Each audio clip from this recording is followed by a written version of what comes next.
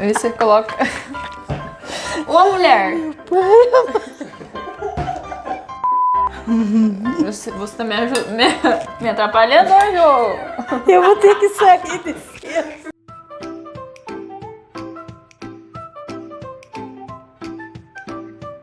Olá pessoal, bem-vindos ao nosso canal da Chia Bolos Caseiros. Somos felizes porque você está nos assistindo. Lembrando que a gente precisa então, gostaria, né, que você se inscreva, curta e compartilhe. Né, Nath? Essa é a Nath, nossa chefe confeiteira, e eu sou a Chia, auxiliar da Nath, mãe dela também. E hoje a gente vai ensinar para vocês uma receita de minha mãe, vó da Natália. Então, uma receita de mãe e vó, será? Ou de vó mãe, enfim. Uma receita de vó, da vó Lica, da vó Lica. Então, qual é, Nath? Toalha felpuda. É um bolo de coco. Só que é mais úmido. Só que a toalha felpuda não é só um bolo de coco, né? Ela tem esse nome, toalha felpuda, porque ela é muito especial. Por que a toalha felpuda é um pouco diferente do bolo de coco, que a gente inclusive já ensinou nos vídeos anteriores aí? Quiser ver, corra lá. É um bolo bem prático, de liquidificador. Esse aqui é na batedeira que a gente vai fazer. E o que difere ele dos outros bolos de coco? A toalha felpuda, ela tem uma umidade que é bem característica dessa massa, né, Nath? Fica bem úmida, muito saboroso e bem tradicional, né, gente? É um bolo assim que eu conheço desde criança, assim, né? Um dos primeiros bolos que eu comi que eu achei assim, uau! Maravilhoso esse bolo. Então a toalha felpuda, ela é isso. É um bolo de coco muito especial, úmido. E assim, uma massa que rende muito. É uma massa grande e que rende bastante. Então, bora lá aprender a toalha felpuda da vó Lica. Os ingredientes são meio quilo de trigo, meio quilo de açúcar, 6 ovos, 1 vidro de leite de coco, que é 200 ml. Medidinho aqui. 1 vidro de leite, 200 ml de leite. Então, mesma quantidade, né? Percebam que mesma quantidade de leite de coco e leite. Mesma quantidade de trigo e açúcar. 1 colher de fermento. Lembrando que a tampinha do fermento equivale a 1 colher de chá, 10 gramas. 1 colher de sopa? Ah, desculpa, bem lembrado, Nath. 1 colher de sopa de fermento, 10 gramas. 250 gramas de margarina. Esse é com margarina mesmo, tá? Pode substituir por manteiga? Pode, não tem problema nenhum. Mas a receita é com margarina. E não tem segredo nenhum, a gente coloca na batedeira e coloca pra bater. Aí tudo junto, né? Tudo junto. Não tem aquelas etapas, primeiro bate os ovos, não. A gente só vai colocar os ovos e o açúcar, senão depois, a hora que você for bater, vai espalhar tudo. Então, assim, faz sentido, né? A gente vai explicar isso melhor. Então, eu sugeri pra Natália colocar, então, um líquido, um seco, um líquido e um seco. Pra na hora que você for bater, se você colocar todos os líquidos primeiro, igual a gente faz no liquidificador, por exemplo, e depois os secos, o que vai acontecer na hora que você ligar a batedeira? Vai voar trigo pra todo lado. Então, essa é a ideia. Agora, vamos alternar, né? Põe um pouquinho de leite.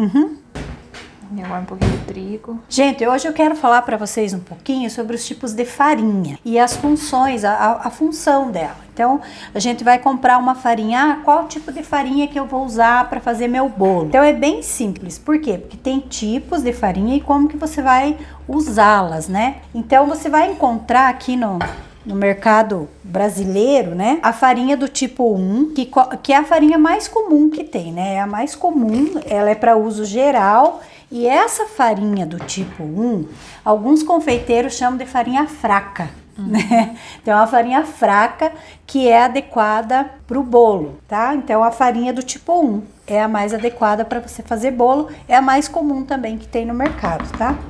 E a do tipo 2, que alguns confeiteiros chamam de farinha forte, é a farinha que você vai usar para fazer, é usado, né, para fazer pães, pizzas. Algumas já até consta lá, farinha para pizza, farinha para pão, mas nem todas têm. Então, a do tipo 2 ela não é a mais recomendada para bolo, tá? Porque ela tem uma outra textura, ela é uma farinha mais forte, às vezes o bolo até ela é tão forte pro bolo que ele não dá certo, ele acaba batumando. Então a farinha do tipo 1 é a mais adequada para você fazer teu bolo. E tem a farinha integral, que daí ela é de uso geral. Tanto faz usar para o bolo, para pizza, para pão, enfim. Mas a mais adequada para esses bolos caseiros que a gente está ensinando a vocês é a farinha do tipo 1, que é de uso geral. Agora a gente vai bater o bolo, ó, a massa, e daí a gente já volta a mostrar.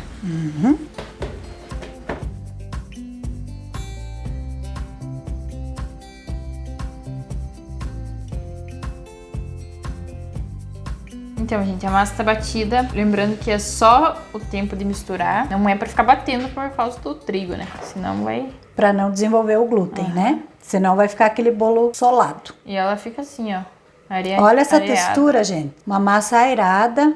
Muito gostosa, né, Nath? Você não pode bater ela na mão, porque é uma massa pesada, por isso que vai na batedeira. No liquidificador também não dá certo. Então, assim, gente, como é uma massa grande, né? Ó, ela rende pra caramba. Linda essa massa. Quem gosta de comer massa de bolo crua, essa aqui é perfeita. Muito saborosa. Então, assim, como é uma massa grande, a gente vai usar 2 forminhas de 1 quilo cada, tá? Então, essa massa aqui, obviamente, né, rende 2 quilos.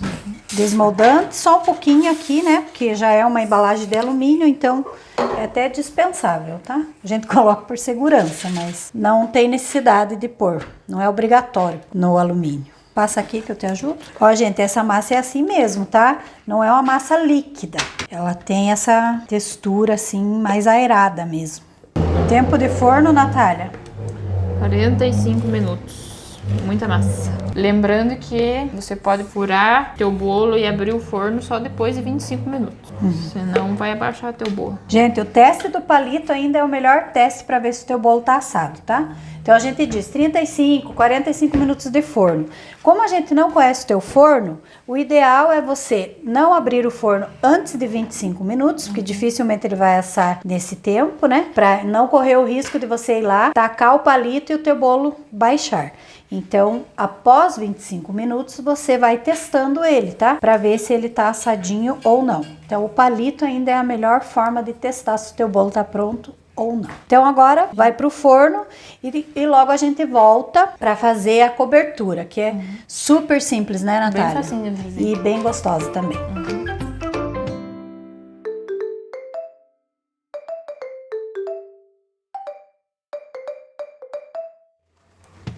Então, gente, o bolo assado, os dois aqui bem bonitinho. E a receita para fazer a cobertura é 3/4 de xícara de açúcar, 3/4 de água fervendo e 150 gramas de coco ralado. Só que eu gosto de usar o coco em flocos, para ele ficar mais felpudo. Só que a gente vai colocar essa cobertura em um dos bolos, tá? Porque o outro a gente vai congelar.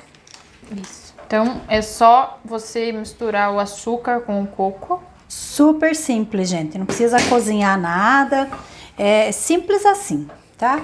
Então, a água quente é para derreter o açúcar e dar aquela hidratada legal no coco, tá? E que vai virar uma caldinha que vai infiltrar no bolo e deixar ele mais molhadinho. Então, a água super você tem que simples, colocar né? aos poucos, porque nem sempre vai tudo.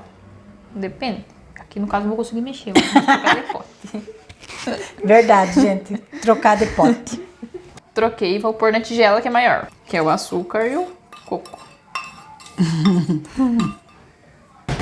Agora você vai dar uma misturadinha. Que? Nada, só tô com vontade. Eu é gringa. Só tô com vontade de rir, só isso. Aí você coloca... Ô, mulher!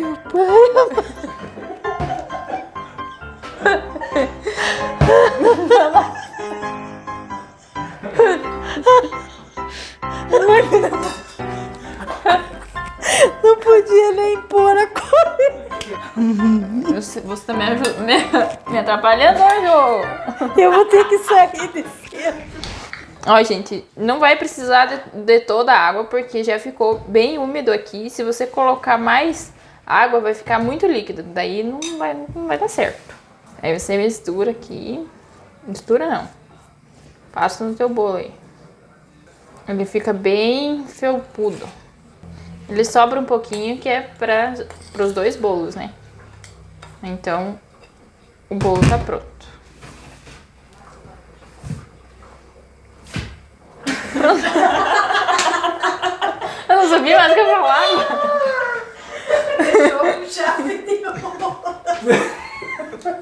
Então, bolinho pronto, bem felpudo, como falou a Natália, né? Então, gente, a gente usou o coco em flocos porque acha ele mais vistoso, mais bonito. Mas você pode usar o coco ralado fino, dá certo também, tá bom? E agradecemos por você que assistiu. Lembrando, se inscreva no canal, curta, compartilhe e até o nosso próximo vídeo. Tchau!